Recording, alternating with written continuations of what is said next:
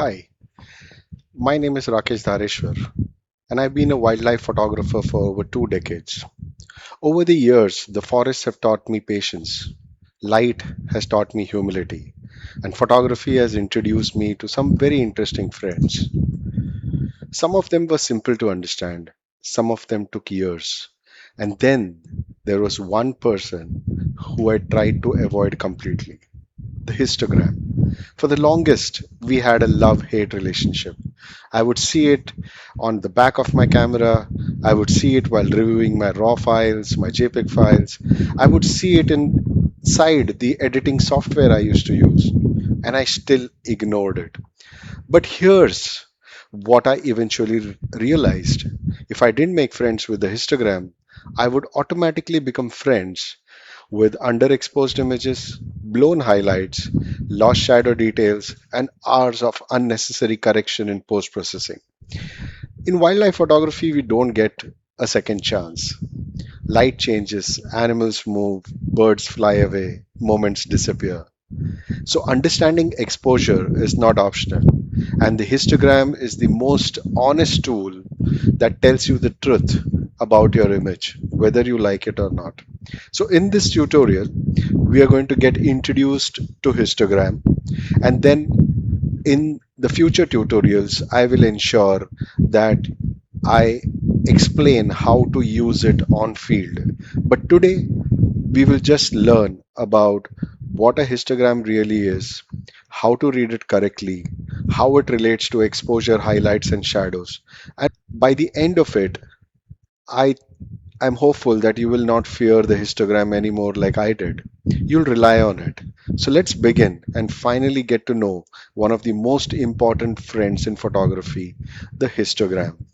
So let's come to histogram. Now, before we learn about histogram, there's another friend we need to get introduced to, and that's tones.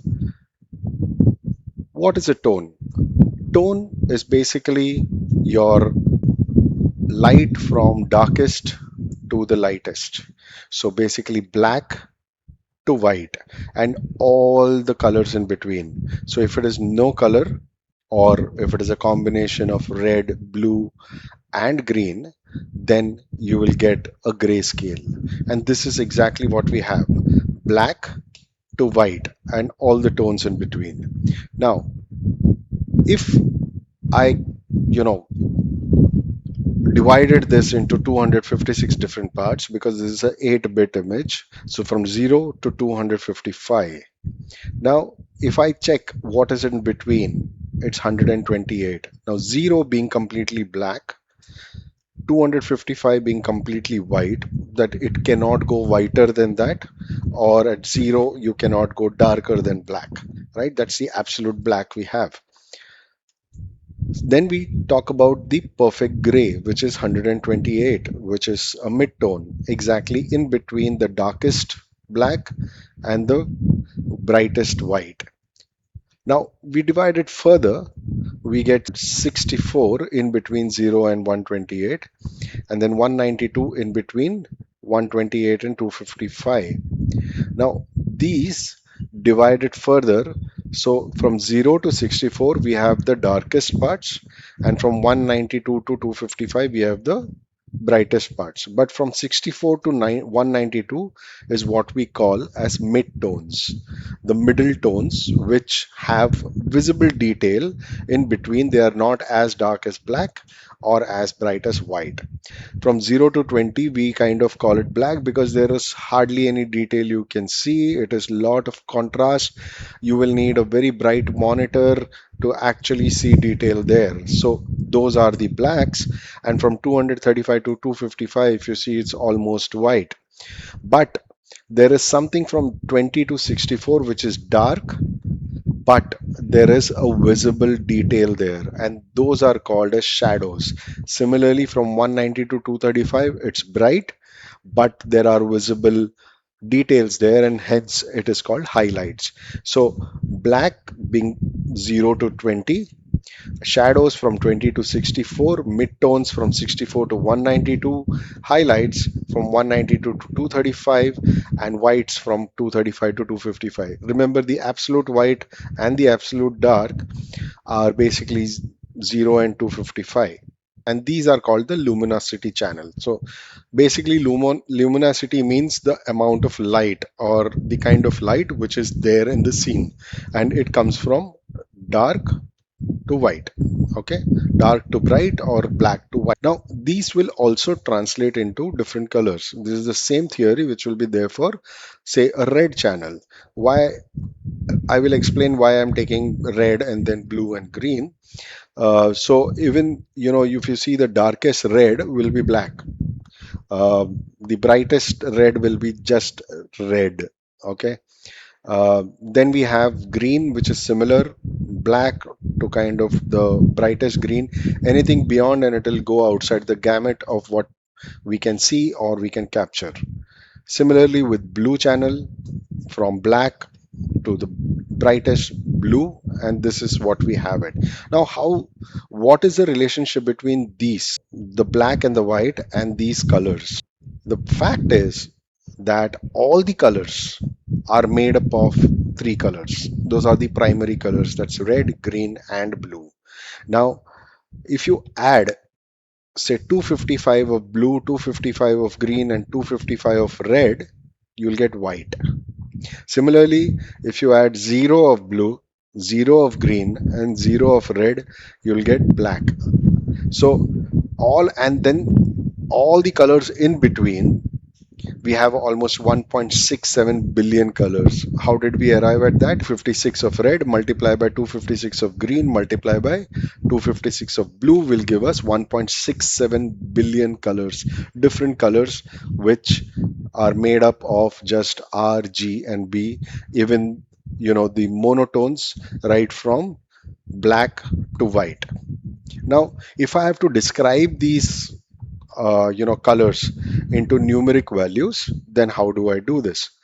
Simple. So if I will just take three examples. If it is the darkest one, which is the black of that particular color of this particular channel, what do we, how does it get represented in numbers? And then the midtones and the white. So for luminosity, it is 0, 0, 0. What are these 0, 0, and 0? They are basically numerical values of red, green, and blue, RGB. So the value of R here is 0 in luminosity. It is 0 for green and 0 for blue. In the midtones, all of them are equal right at the middle. So 128 of red, if you add to 128 of green and 128 of blue, you'll get gray. As simple as that. And those are called neutral colors. Similarly for white, if I add 255 red, 255 green, and 255 blue, you get absolute white. That's 255, 255, 255. Now, how do I explain red? In red, again, it starts from 0, 0, 0. Value of red, green, blue, all are 0. The moment it comes to mid-tone red, I'm talking about 128, which is the middle point for red spectrum, and 0 of value of blue and green. Similarly for whites, it will be 255, 0, 0. Means 255 of red, 0 of green, 0 of blue. And so on and so forth for green, where it is black is 0, 0, 0. For middle tones or the mid tones, it's 0, 128, 0. Whites is 0, 255, 0. And similarly for the blue channel, black is 0, 0, 0. Midtones is 0, 0, 128, and the whites are 0, 0, 255. Now, if you mix these, say 0, 0, 0 at the end, we get 0, 0, 0 on the top. If we add these for the midtones, 128, 0, 0 plus 0, 128, 0, 0, 0, 128, you get luminosity channel of gray, the perfect gray, 50% gray.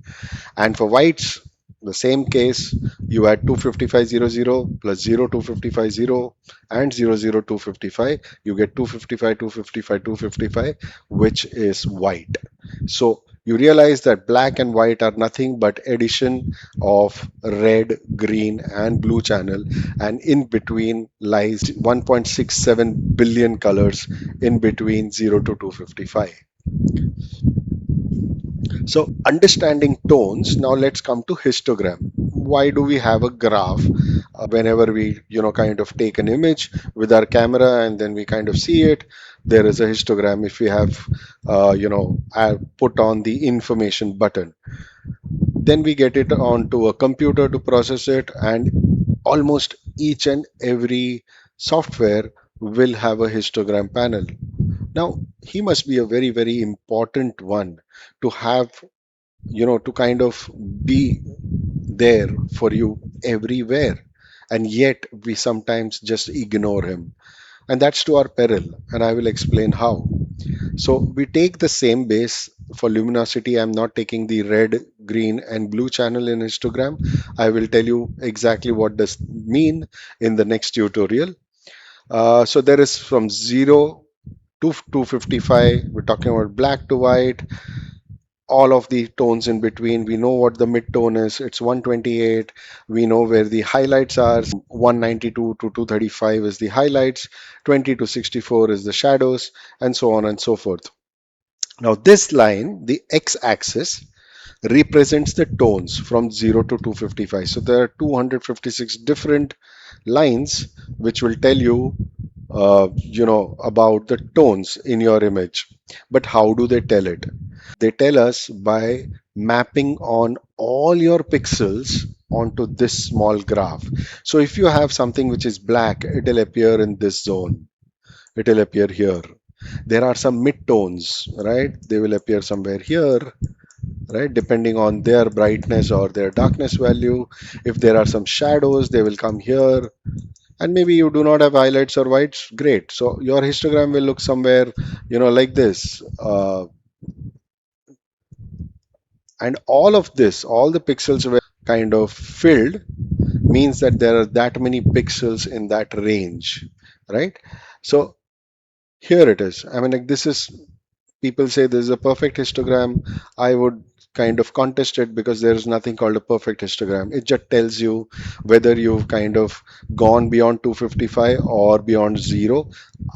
Post that, there is hardly anything from histogram as far as a tonality is concerned, as far as luminosity is concerned. When it comes to RGB, we'll understand that it also means saturation. It means that you've gone completely oversaturated, or if your RGB is completely on the left, it means there is hardly any, red channel. There is a red channel, but they are completely in the dark. Now, coming to luminosity, here is what it is. It says that most of my pixels are in the midtones. There are some in the highlights and some in the shadows. Why do we need it? It helps us determine the overexposure and underexposure in photographs, both in camera and while processing. This is exactly what I had explained. Now, look at this image. It might look a bit underexposed, but the scene was like that. What I took care was to ensure that I did not get any closed or clipped shadows, or I did not overexpose it so much that I would clip some highlights. I would, because the moment it goes beyond 255, if I'm shooting raw, there is a chance that I might just get it back because of the dynamic range of the sensor.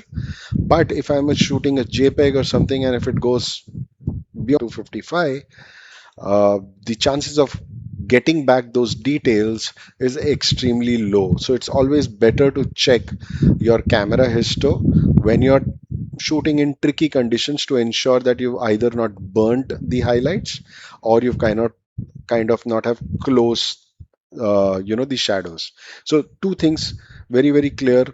If my histogram would have crossed this part, then there would have been pixels here as well, maybe line here to show that I've crossed this, and then it means there are some hot pixels in my image. Similarly, if it have crossed here somewhere, I could have understood that, some of the blacks are like beyond black.